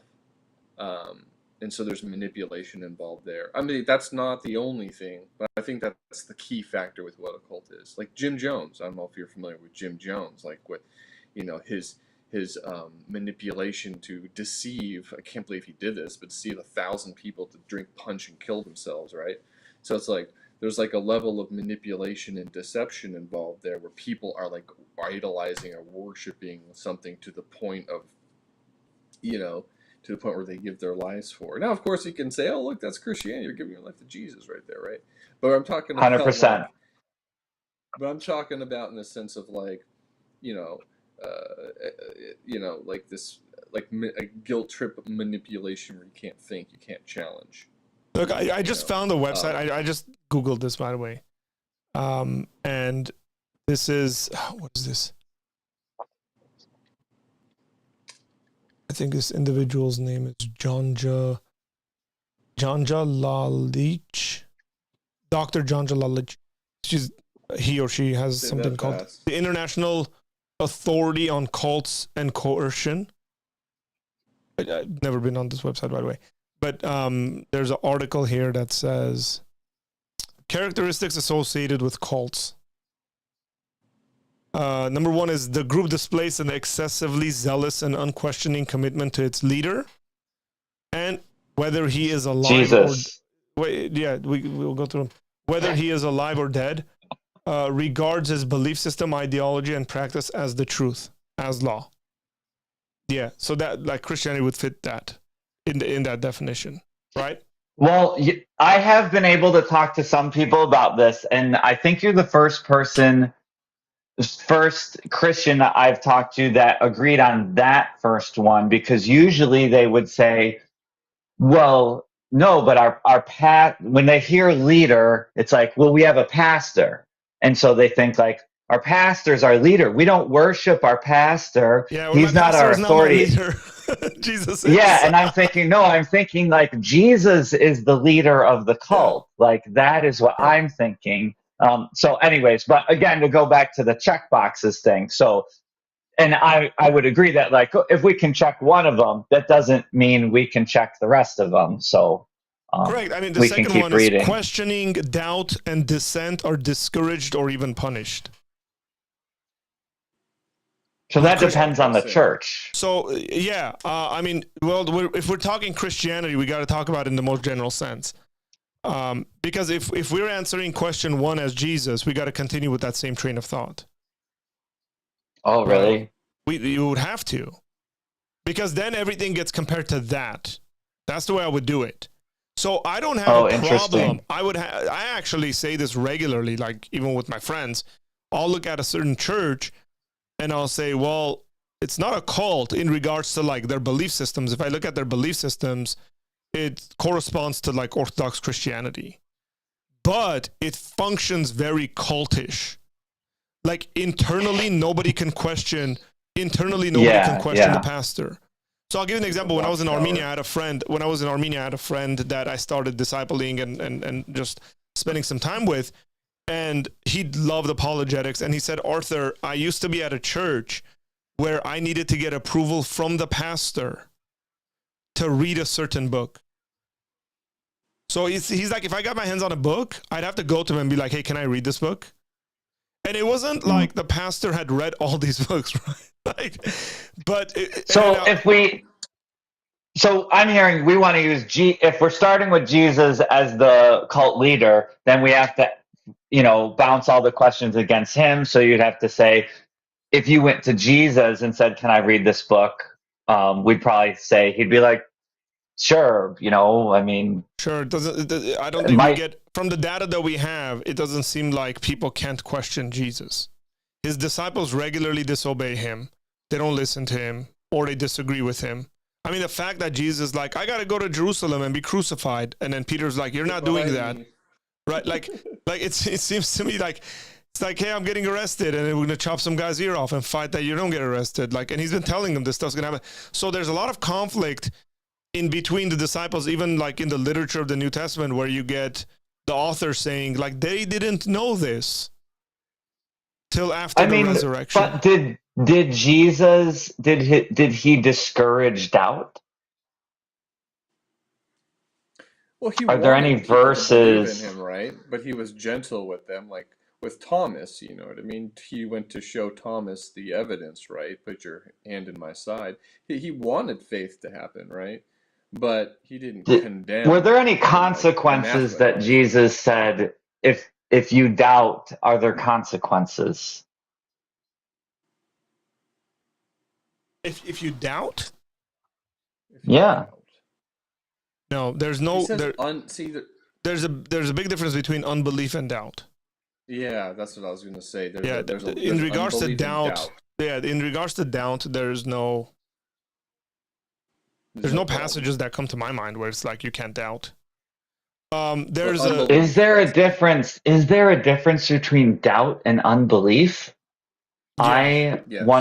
I'm not so sure about that. So Gary Habermas has written a nice book on this called, actually, it's like 3 Views of Doubt, or 3 Kinds of Doubt. And I've gone through it. I've actually used it in plenty of lectures. And the 3 different categories of doubt would be like rational, intellectual doubt, emotional doubt, and volitional doubt. And he qualifies those. And the easiest one actually to recover from is intellectual doubt. So intellectual doubt largely focuses on information. Like, I doubt this because I don't have XY information, and once XY information is presented to you, then your doubt goes away. Emotional doubt has to do with a different sort of doubt, right? So it's I don't trust women anymore because my ex cheated on me. Now you could sit there and convince someone, the person you're with right now, or not all women are cheaters, but because of his emotional doubt, he's going to have a hard time doing that. And then volitional doubt is essentially the category in which like someone's will just doesn't want to do that. I'm never getting married. Right? That kind of, like, I know guys that will say that. I don't ever want to get married.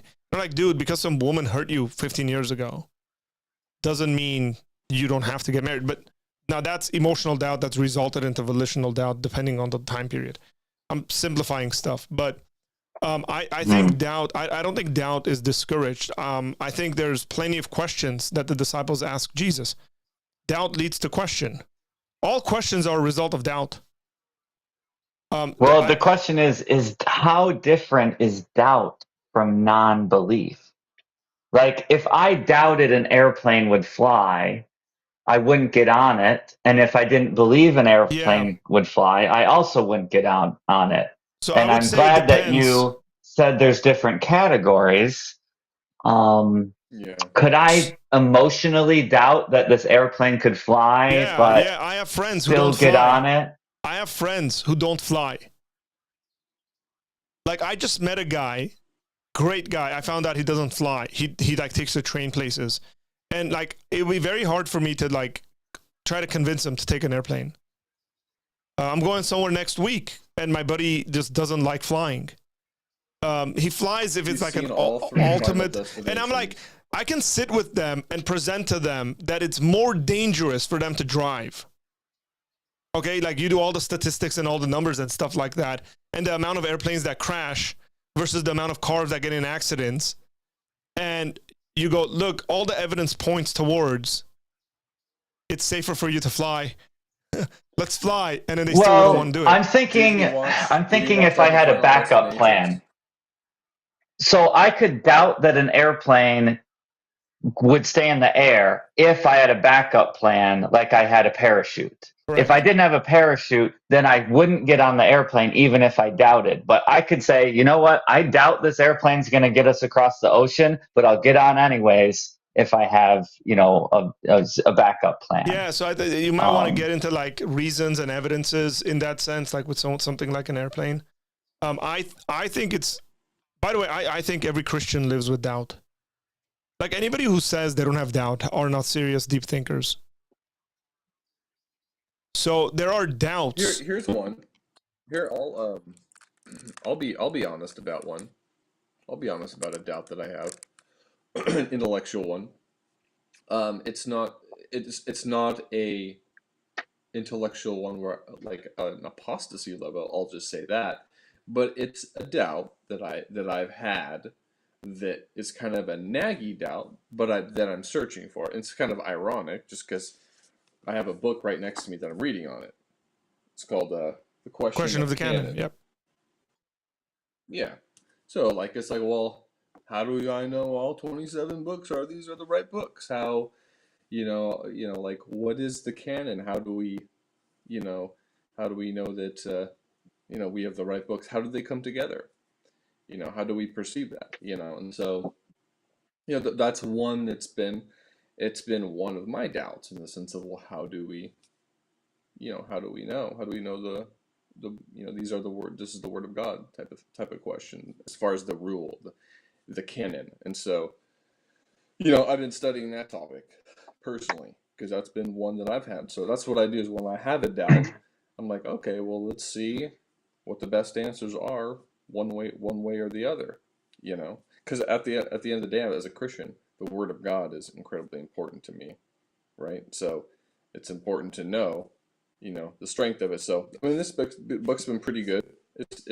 I wouldn't say, I mean, I'm not done with it. I'm like halfway through, but it's really helped break down distinctions. It's been a good book. I'm not saying it's answered everything so far, but it's helped a lot. But that's one that I have. But that doesn't mean that if I can't find all the answers, therefore I reject God and I just go into unbelief, right? There is an aspect within Christianity of trust. Doesn't mean blind faith, but it's a concept of like trusting God in areas you may not be sure, right? Like say God's love for you. There's a certain circumstance that you might be in, health-wise, or maybe a family member passes away. Trusting God in difficult moments. That's probably the most, I don't want to say popular, but most common reason why people go from belief to unbelief, right? Is a problem of evil. That's probably that. But we all go through forms of doubt, and I think doubt, when wrestled with humility, leads to strength in faith. I honestly do believe that. Now, does that mean that I think that everything has the best answer? Not necessarily.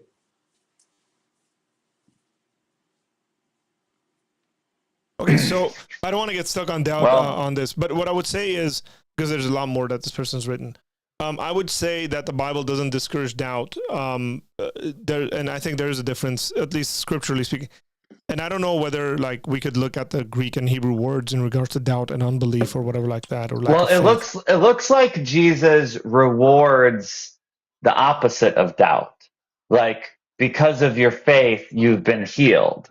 If the blind person was like, I doubt this, would Jesus be like, okay, next? You know, something like that. Yeah, like, actually, we actually get an example of that. This guy that comes to Jesus and speaks about, I think it's his servant or his daughter that needs to be healed. And Jesus asks him, do you believe? And the guy says, I believe, but help me with my unbelief. So what he's saying is that I believe, and I'm at the same time having unbelief, which would be what we would qualify as doubt, right? Because I'll give you an example. The guy could believe that God could heal his daughter, but doesn't specifically believe that God would. So God has the ability to heal, but doesn't necessarily believe that God will heal in this situation. So that's a situation of which you have belief and unbelief at the same time. And then Jesus goes on and heals the person anyways. So that's an example of someone who doesn't act in faith. So again, we have different categories of people in the Bible that get healed and these actions happen to them. You have individuals that have great faith and therefore they're healed. You have individuals that actually we don't see anything about their faith. It's just Jesus does it anyways. Or the disciples do it anyways. You also have to realize that like Jesus isn't asking people to follow him blindly. He's proving himself through his miracles. So it's not just like he's like, hey, I'm some random dude, you know, I'm the Messiah. He's like performing all these miracles in front of people, making blind people see. We're not talking about making limbs longer than the other, you know, like, oh, I have a pain in my back. We're talking about people that were dead, they're raised, people that were blind and they can see, people that couldn't speak from birth, right? And they can speak. So he's doing these miracles that are like, you know, like obvious, you know. And so when you're faced with evidence, say if a miracle were to, here's a good question, maybe for you, Daniel. I don't mean this as a gotcha or anything. Well, let's just you can gotch me all you want. I'm gonna get a button here for audio for like that just goes gotcha. Yeah, and I'm not here. This is just a genuine question for you to mull over. You can trap me if you want. Looks like you're trapped in that rectangle on the screen, but like if Jesus were, you know, he were to heal like a blind person in front of you, or he were to heal someone or raise someone from the dead, I mean, would you be inclined to believe, or would you automatically try to naturally like, hey, let me just try to refute or like make an excuse to get out of it? And I'm not gonna push back, but just curious, like, what from a personal standpoint, if you were to see, if something like that happened right in front of me, I couldn't deny it, and it would make my belief meter go way up. Yeah, that's cool. Because it's interesting. I to be honest with you, I wonder, like, apart from, as a Christian, I say this, apart from the Holy Spirit of God, I'm saying this subjectively, like, would I believe if I were in Jesus' present day and Jesus was doing these things, would I be a Pharisee in the sense of, would I just be like, make every excuse? Oh, Satan did it through him. You know, like, I honestly kind of wonder, like, where I would be in a situation like that. I would hope that obviously I would be humble and I would accept the truth. But, you know, tribalism, ulterior motives. Also money. Like, I sometimes wonder if people who are being paid to defend positions, defend is sort of a strong word, but who are in paid positions, if they can actually be honest about what they believe, if it is their source of living, if it's their source of income, how, and they're paying their mortgage or whatever based on their viewpoint and promoting it. How could they be honest? Do you believe this about everyone? No, I think it's a valid thing to just consider. Yeah, I like, agree. Don't you? Yeah, I agree. Like, yeah. So why was it written? You know, well, I question things like in the gospel. If the gospels say that the Pharisees did such and such, like, I'm more the type of person that I'm like, so what? Who says they? We don't know if that really happened. Like, so what? Someone wrote it down. That doesn't mean that it happened. But because because I should go soon. Yeah, it's interesting to think. Yeah, maybe they were being paid so handsomely that Jesus, even if he did do the miracles, it was like a threat to their, lifestyle or something because of monetary reasons. Yeah, it could have been. I mean, some people have argued that. It seems like he's talking to the power structure at the time. But again, I would say if you're thinking through these things, it's very important to not necessarily look at the practices of Christians and then churches, because if we're talking about the thing itself, so if we're talking about Christianity, that's a bit different than looking at and speaking to Christians. Like if you look at Arthur, right? Let's just say I manipulate people, right? Like I'm a manipulative individual, right? Like I guilt trip them into doing stuff. Sure. And then you come to the conclusion like Christians are manipulative, right? Or Christianity is manipulative. That would be irrational position. I mean, you'd lose that battle in 5 seconds. Because all someone would need to do is prove because all somebody would need to do is find you one person who's a Christian who's not manipulative, and then you're lost. Right? Like it's taking a position like that is too difficult to defend. But if you can prove that, say, Jesus is manipulative, you probably have a better chance, because now this is the founder of the religion. This is what a lot of people actually get wrong when it comes to conversations about Islam. So a lot of people will criticize Islam not because Muslims are bad people, right? Or they do, like, typically my response is, what are you saying? All Muslims are terrorists? Like, no, nobody's said that. Because then they'll go give examples of like Christians doing stupid stuff. And I go, okay, look, like, let's not get caught up in how Muslims have acted and how Christians have acted.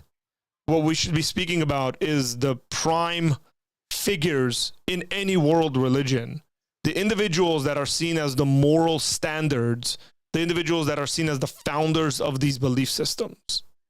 Right. So let's talk about, if you were going to consider Judaism, we'll talk about someone like a Moses. Right. Earlier on, when I did the response to the Jordan Peterson kind of Exodus conversation, Dennis Prager makes this comment like, if the Old Testament, he said, if the Old Testament didn't have divine origins, it would have put the Jews in a much better light. Like it portrays it like Moses is a character. He's a flawed character is what they were talking about. And he made that comment. Instead of him being like just super amazing and he can't do wrong, whatever he does is right. Right. So with the disciples, for example, in the New Testament, you get the disciples just doing really, really dumb and stupid stuff. They're continuously unbelieving. Jesus has to continuously tell them, oh, you of little faith, because they doubt in any given situations, or they're afraid, or they don't trust them, any number of things like that. When it comes to Islam, you're looking at an individual who, by any Muslim standard, any Muslim will tell you, hey, we think that Muhammad is the standard of morality. So the question becomes, well, here's what he did, here's what he did, here's what he did. Would you do those same things? Right? Or do you think people should generally do those same things, and then you get all these kind of conversations going on about how they wouldn't? To me, I hear everything you're saying, but to me that has nothing to do with whether or not it's true. Because I agree with you.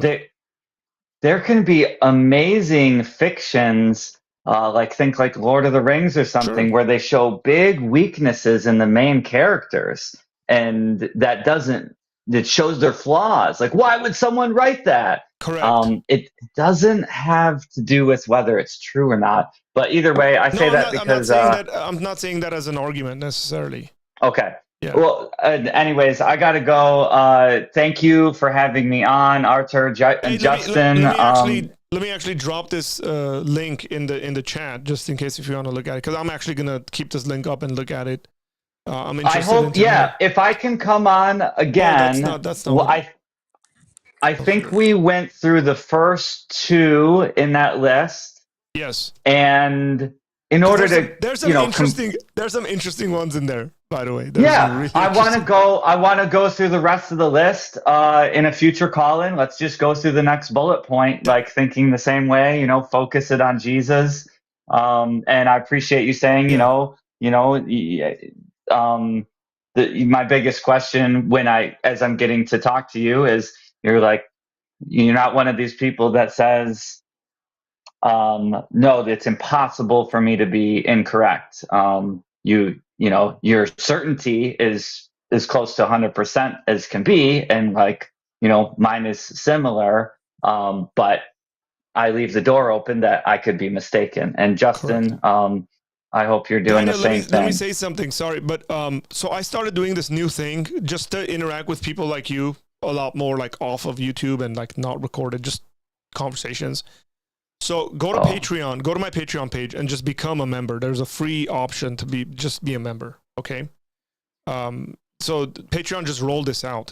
They're giving free membership for people who just want to follow a channel, because I'm dropping Zoom. Like, we did this for the first time last Friday, and it was really cool because we had two atheists in there and 3 Christians, and I'd want to do it off of YouTube. I don't want to record it. I just do it. We spoke for 2.5 hours.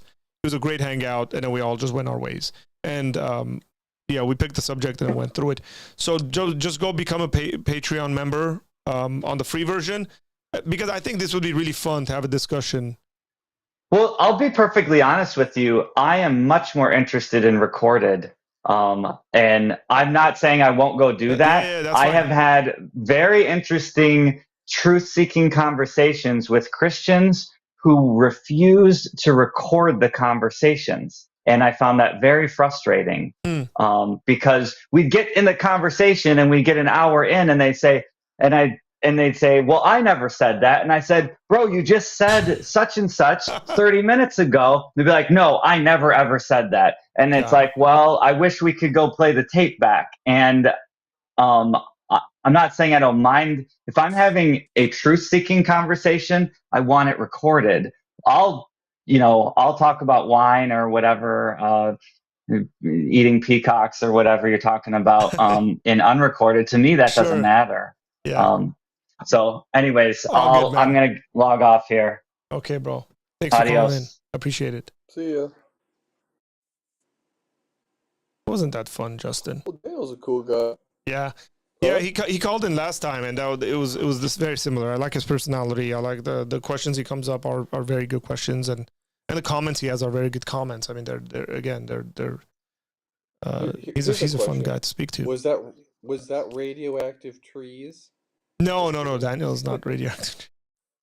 I was trying to think of all the people that take. Daniel's one of the Daniel's actually one of the very few people who, whenever he calls in, shows his face.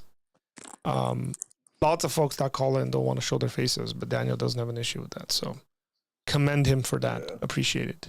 You're always showing your face. You don't have a problem. Oh yeah, that's good. That's good. What's his screen name on here when he enters? Or does he never chat in the actual chat? That's a good question. I don't know. Yeah, yeah. Oh, I think it's blue. I think it's blue. I want to say it's Blue Heaven. Blue Heaven.